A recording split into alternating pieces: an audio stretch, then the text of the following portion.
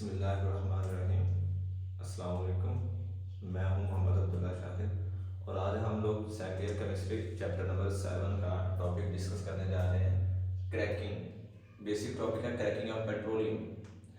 तो क्रैकिंग क्या होता है? क्रैक जैसे हमारी दरार आती है किसी भी हमारी दीवार में या किसी भी दूसरी चीज़ में, जो दरार आती है ना, उसको हम लोग बुनियादी तौर पर क्रैक का नाम देते हैं, दरार का। अब जब ये दरार आती है तो कोई भी चीज़ हमारी कमज़ोर हो जाती है with the passage of time. जब वो कमज़ोर हो गई तो टाइम के साथ साथ उसकी जो ब्रेक डाउन होती है ना, वो बड़ी आसान हो जाती है। ठीक है, तो वो बड़ी आसानी से टूट जाती है कोई भी चीज़। अगर हम लोगों ने कोई भी चीज़ तोड़नी हो, सबसे पहले उसमें क्रैक लेके आते हैं, क्रैक डालते हैं, फिर उसके बाद होगा उसको आसानी से तोड़ा जा सकता होता है। तो इसी क्रैकिंग को दूसरे वर्ड्स में हम लोग पायरोलाइसिस का नाम देते हैं। पायरो मीन्स होता है बेटा पेट्रोल, एंड लाइसिस मीन्स होता है ब्रेक डाउन, यानी कि break down of petrol. Petrol की ब्रेक डाउन करना वो क्या आता है हमारा पायरोलाइसिस, या इसी को हम लोग क्रैकिंग का नाम देते हैं।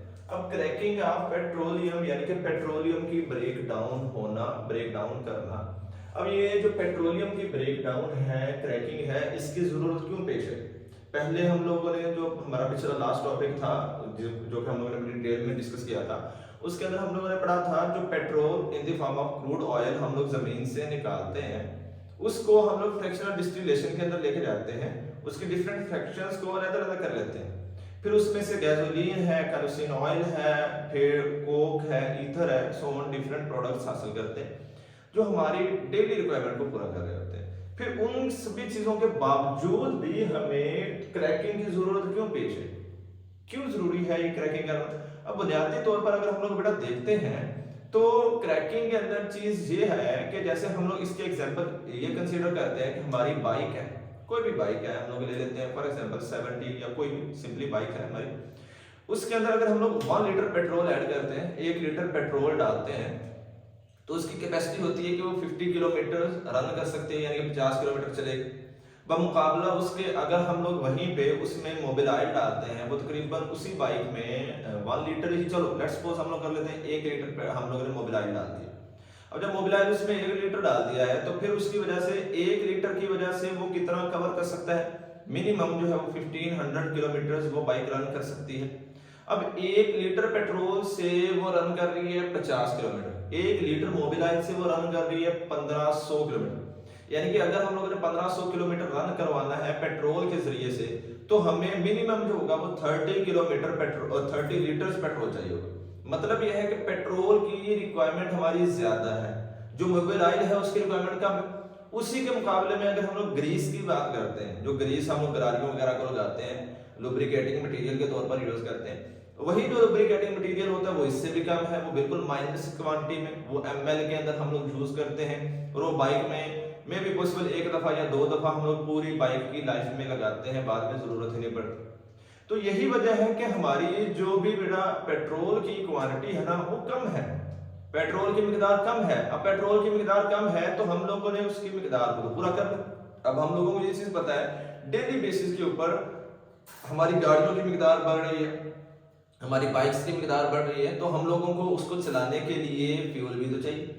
तो फ्यूल की रिक्वायरमेंट को पूरा करने के लिए हमारी जो फ्रैक्शनल डिस्टिलेशन जो लास्ट टॉपिक में पढ़ी थी, वो फ्रैक्शनल डिस्टिलेशन पूरी नहीं आ रही, उसके जरिए से हमारी पेट्रोल की क्वालिटी पूरी नहीं है, क्वांटिटी पूरी नहीं है।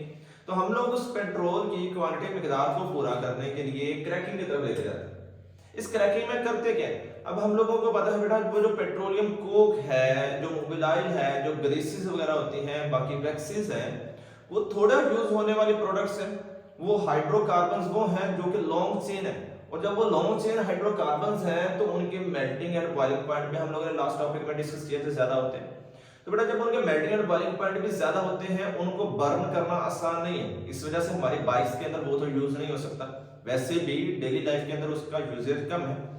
तो हम लोग करते ये हैं कि वो जो हायर हाइड्रोकार्बन्स हैं जिनके मेल्टिंग और बॉइलिंग पॉइंट ज्यादा होंगे, जिसकी वजह क्या है कि उनके अंदर नंबर ऑफ कार्बन ज्यादा है, चेन लेंथ बहुत ज्यादा है, हम उनको क्या करते हैं, उन हायर हाइड्रोकार्बन्स को लोअर हाइड्रोकार्बन्स में लेके आते हैं। तो इन हायर हाइड्रोकार्बन्स को लोअर हाइड्रोकार्बन्स में लेके आते हैं, जिसके बुनियाद के ऊपर वो इस फॉर्म में कन्वर्ट हो जाता है कि हमारी जो डेली यूजेज की रिक्वायरमेंट है ना उसको पूरा कर सके।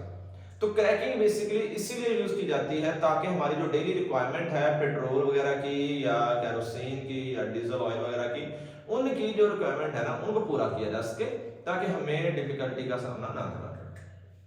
तो बेसिकली क्रैकिंग यही है। अब हम लोग क्रैकिंग की डेफिनेशन की तरफ आते हैं। क्रैकिंग क्या है? थर्मल, थर्मल मतलब हीट, एनर्जी, डीकंपोजिशन, डी का मतलब क्या होता है बेटा? ब्रेक डाउन करना, तोड़ना। अब कंपोजिशन क्या होता है? कंपोज करना मतलब बनाना। डीकंपोजिशन यानी कि बनी हुई चीज को तोड़ना है, हम लोग जो पहले से बनी हुई चीज है उसको तोड़ना। किसको तोड़ना है? Higher hydrocarbon. हायर हाइड्रोकार्बन यानी कि वो हाइड्रोकार्बन जिनके अंदर कार्बन की मिकदार ज्यादा है, चेन लेंथ ज्यादा है, उनको हैविंग हाई बॉइलिंग पॉइंट। जब बेटा उनके अंदर नंबर ऑफ कार्बन ज्यादा है तो जाहिर सी बात है उनके अंदर इंटरमॉलिक्यूलर फोर्सेस ज्यादा होंगी। जब इंटरमॉलिक्यूलर फोर्सेस ज्यादा होंगी तो फिर क्या होगा? उनका मेल्टिंग एंड बॉइलिंग पॉइंट जो होगा वो ज्यादा होगा। जब उनका बॉइलिंग पॉइंट ज्यादा है, हम लोगों ने उनको उन प्रोडक्ट्स में वैरायटी यानी कि मुख्तलिफ ऐसे प्रोडक्ट्स में हम लोगों ने कन्वर्ट करना है जो कि होंगे लोअर हाइड्रोकार्बन्स। जब लोअर हाइड्रोकार्बन्स है तो बेटा उनमें कार्बन कंटेंट भी, कार्बन मिकदार भी कम हो जाएगी। लोअर हाइड्रोकार्बन्स में हम लोगों ने करना है और मोर वोलेटाइल, वो ज्यादा वोलेटाइल है। वोलेटाइल मतलब क्या होता है? इजीली वो वेपर्स में कन्वर्ट हो सकते हैं, इजीली उसकी बर्निंग हो सकती है, इसको क्रैकिंग का नाम देते हैं।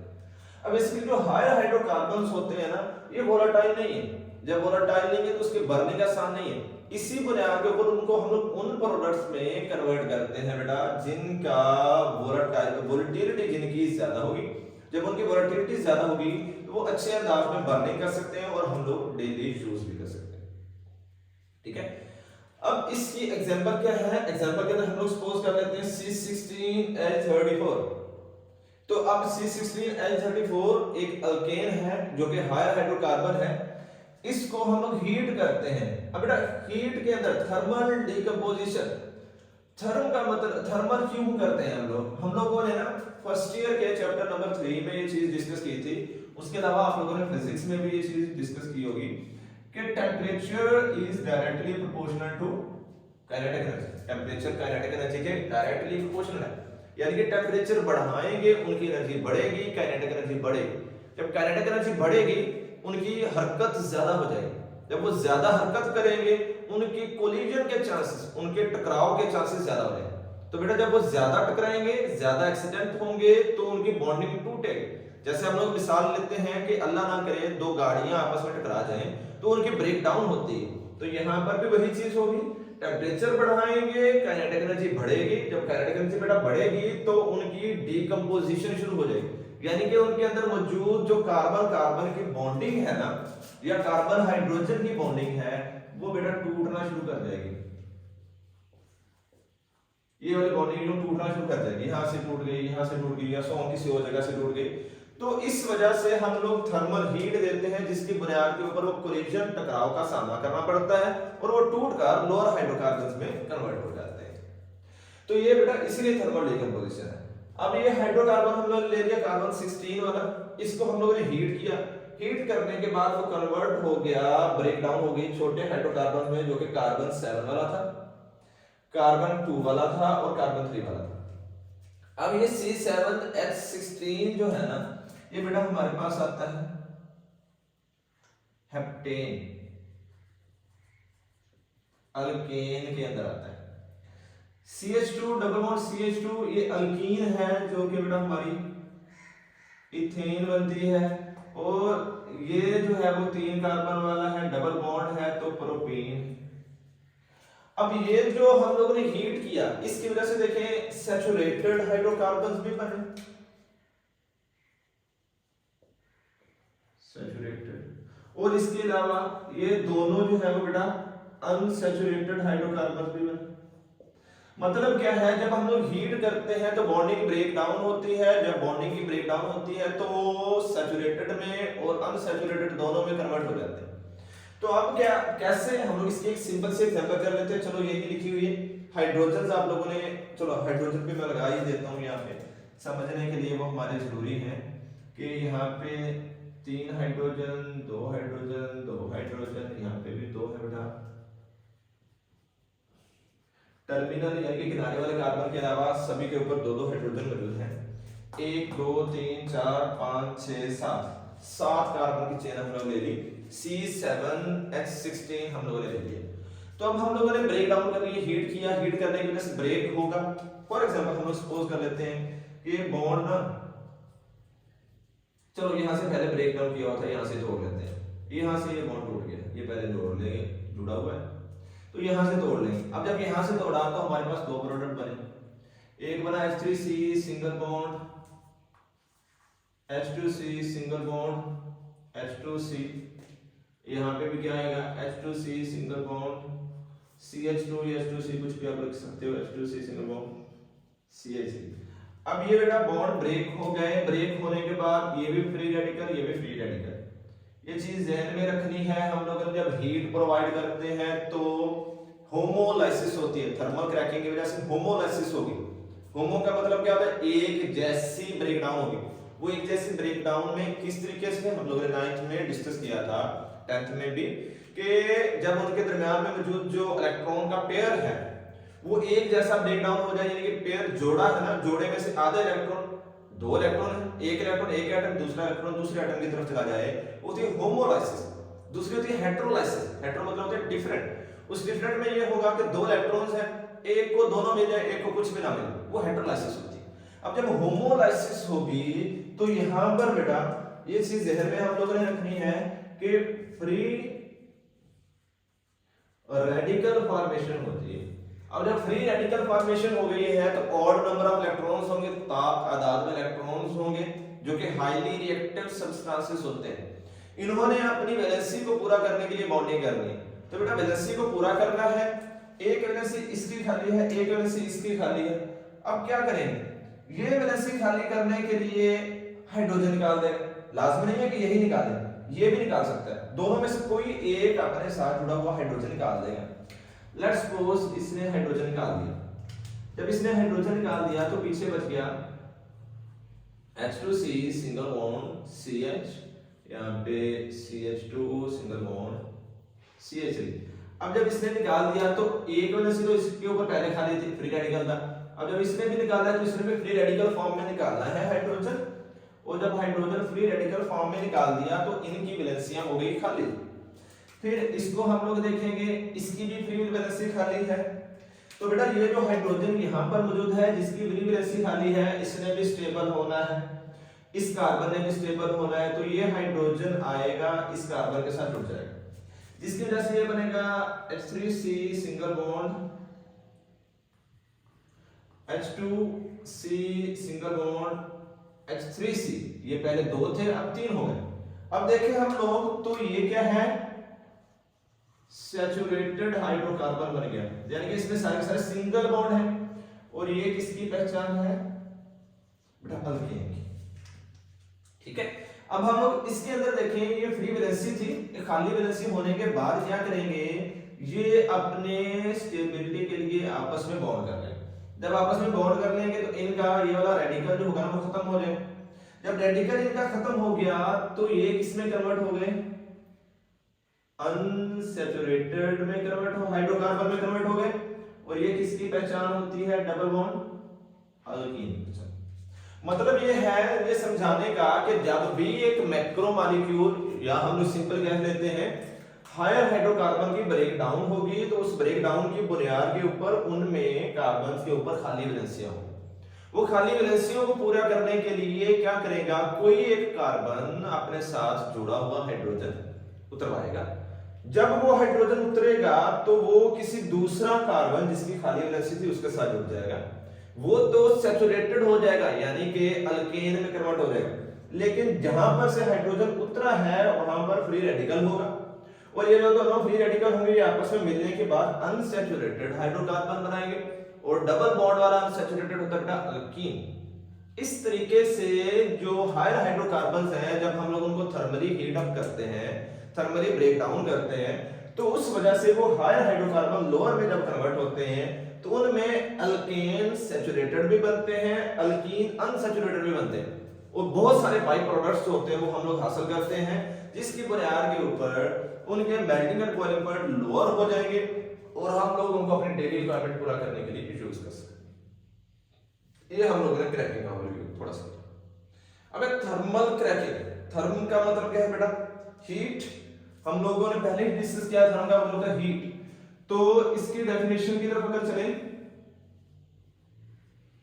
ब्रेकिंग या break down of higher hydrocarbons, इसको शॉर्ट फॉर्म में लिख लेते हैं, इनटू लोअर हाइड्रोकार्बन्स एट हम लोग कह सकते हैं 900 या more degree Celsius temperature and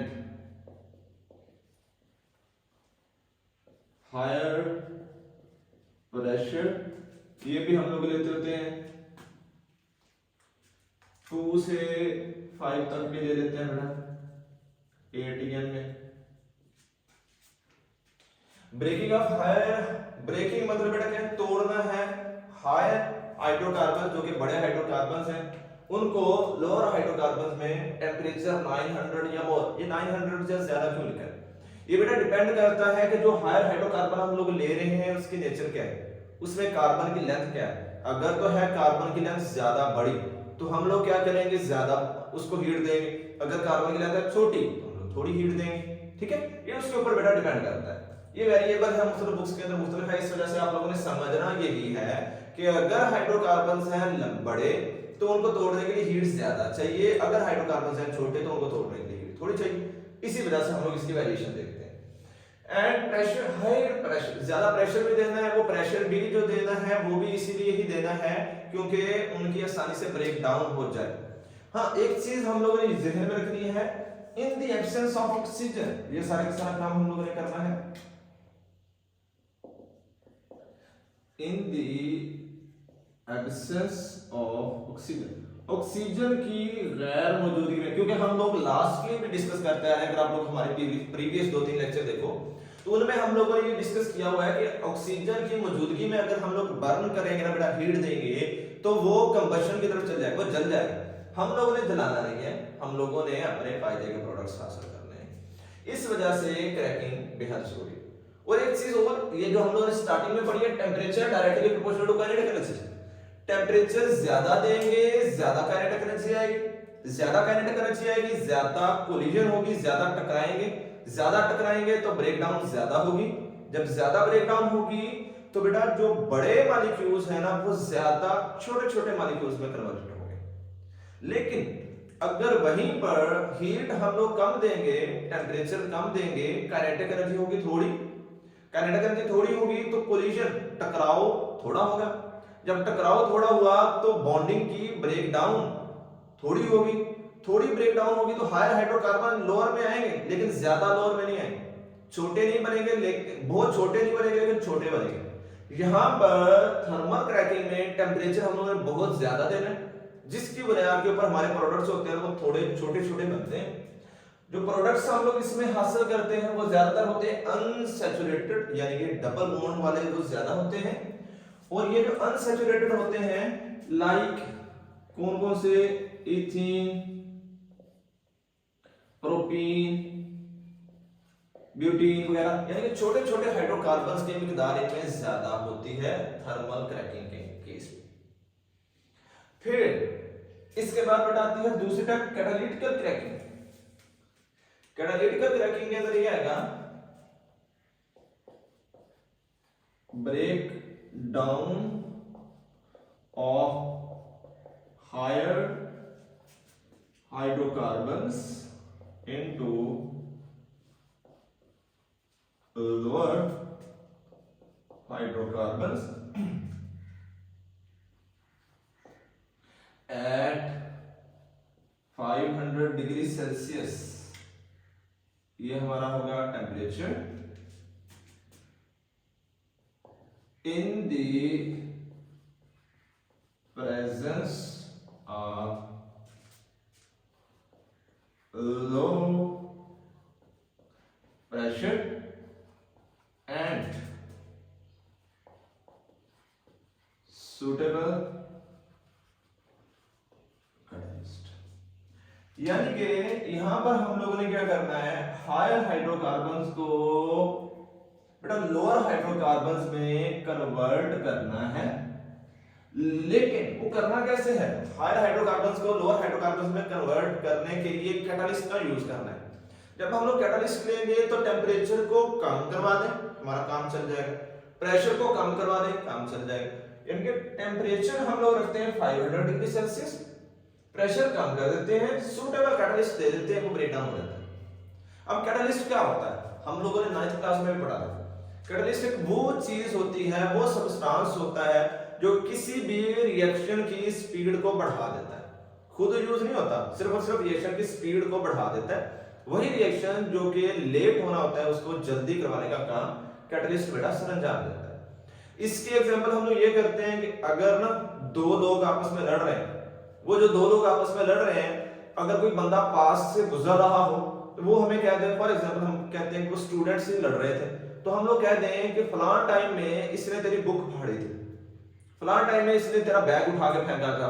तो वो क्या होगा, वो जो दो बंदे आपस में खड़े पहले चले लड़ नहीं भी रहे थे, बातें कर रहे थे, जब हम लोगों ने जाके पीछे से, जिसको तीली लगाना कहते हैं, हम लोगों ने थोड़ा सा उन्हें ये बोल दिया कि लो जी फलां टाइम में इसने तुझे गालियां निकाली थी, फलां टाइम में इसने तेरी बुक फाड़ी थी, फलां टाइम में इसने तेरा बैग फेंका था। उस दौरान ये जब कहने की देर है ना, उनकी लड़ाई शुरू हो रही। जब लड़ाई उन दो बंदों की होगी, तीसरा बंदा जिसने ये बात की थी वो तो चुप पीछे खड़ा है, वो तो आराम से निकल जाएगा।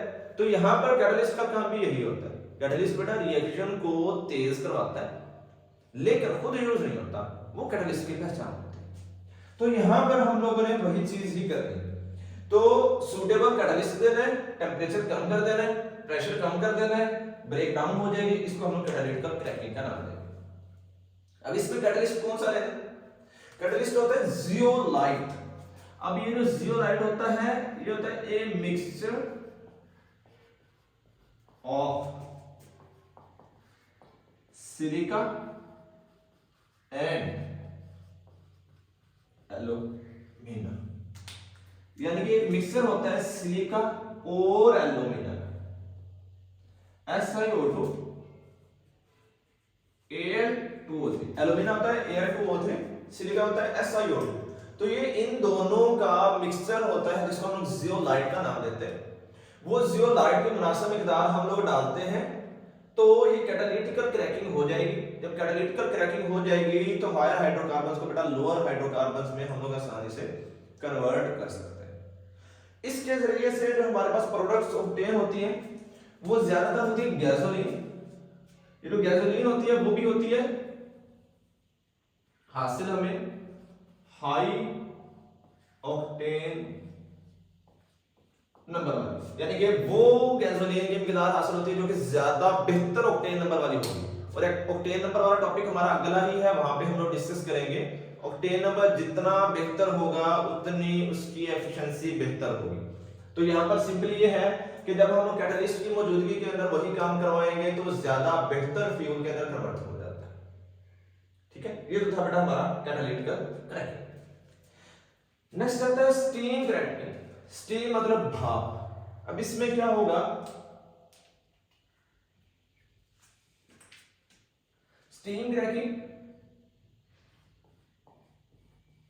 Conversion of higher hydrocarbons into lower hydrocarbons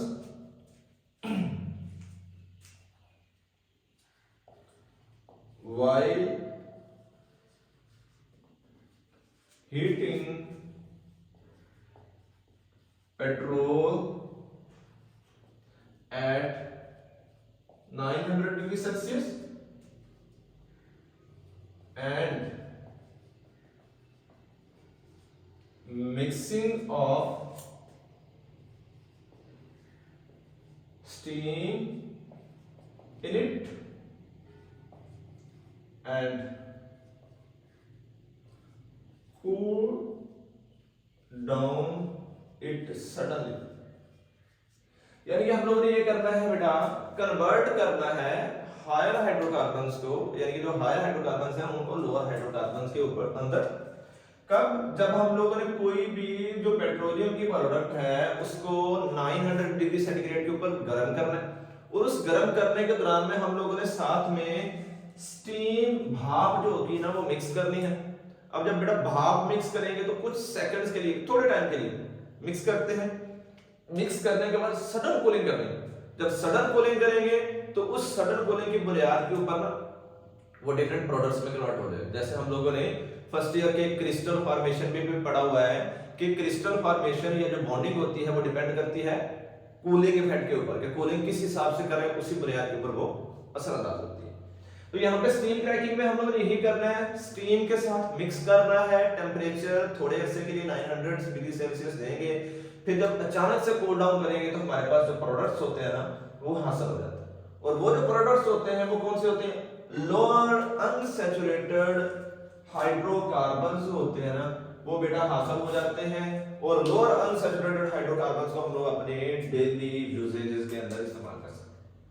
ये तो थी हमारी तीनों types, steam cracking, catalytical cracking and thermal cracking. इन तीनों में थर्मल और कैटालिटिकल में डिफरेंस, थर्मल और स्टीम में डिफरेंस, स्टीम और कैटालिटिकल में डिफरेंस, कैटलिस्ट कौन से यूज होते हैं, ये सारी चीजें शॉर्ट क्वेश्चन के अंदर पूछ लेते हैं। उसके बाद जो इंपॉर्टेंस क्रैकिंग की है वो मैंने पहले आप लोगों को बता दी है, या नीड ऑफ क्रैकिंग भी हम लोगों ने करनी है, वो भी हम पे करेंगे। अब इसी नीड ऑफ क्रैकिंग के अंदर क्या है कि हम लोगों ने शुरू में डिस्कस किया है कि जो फ्रैक्शनल डिस्टिलेशन है, fractional distillation can overcome only our 20% requirement। यानी कि ये जो फ्रैक्शनल डिस्टिलेशन है वो सिर्फ और सिर्फ हमारी 20% रिक्वायरमेंट को पूरा करती है। So to fulfill remaining quantity we need cracking. इसलिए हमें क्रैकिंग की जरूरत पड़ती है ताकि हम लोग अपनी 80% जो रिक्वायरमेंट है उसको पूरा कर सकें, क्योंकि 20% रिक्वायरमेंट ही हमारी सिर्फ और सिर्फ फ्रैक्शनल डिस्टिलेशन से पूरी हो रही होती है। तो बेटा ये तो पहला था। इसके अलावा दूसरे पॉइंट के अंदर अगर हम लोग चलें तो उसमें ये है कि हम लोग ना बहुत ज्यादा सारे बाई प्रोडक्ट्स भी इसमें से हासिल कर लेते हैं। अब बाई प्रोडक्ट यानी कि साइड चीजें हम लोग हासिल करना था, गैसोलीन के अलावा कुछ चीजें हासिल हो गई। जैसे यहां पर देखें हम लोगों ने इथेन हासिल करना था, प्रोपीन भी हासिल हो गया, हेप्टेन भी हासिल हो गया, और भी तो कुछ प्रोडक्ट्स हासिल होंगे ना। तो बाई प्रोडक्ट्स होते हैं कुछ एक्स्ट्रा चीजें।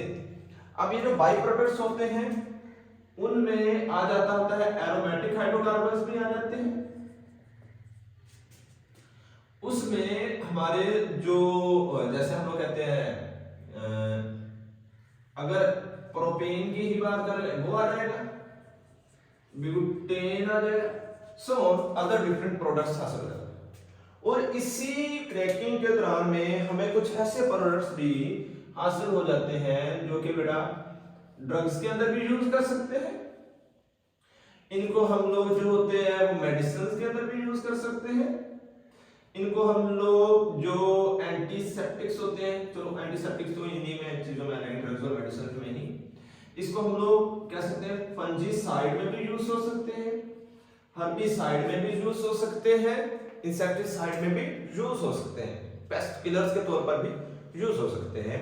वो सारी बेटा इनके अंदर रिक्वायरमेंट जो एक्स्ट्रा चीजें होती है ना वो यूजेस के अंदर आ जाती है। तो नीड फॉर क्रैकिंग क्या है? नीड सिर्फ और सिर्फ ये दो ही हैं कि फ्रैक्शनल डिस्टिलेशन हम लोग इस्तेमाल करते हैं अपनी 80% रिक्वायरमेंट को पूरा करने के लिए, और इसके अलावा कुछ बाई प्रोडक्ट्स को हासिल करने के लिए भी ये क्रैकिंग करते हैं। फिर ये है कि ड्रग्स, मेडिसिन या फंगिसाइड को हासिल करने के लिए भी हम लोग ये क्रैकिंग करते हैं। तो ये बेटा क्रैकिंग वाला जो टॉपिक था ये सारे का सारा हमारा लॉन्ग क्वेश्चन के अंदर पूछ लेता है।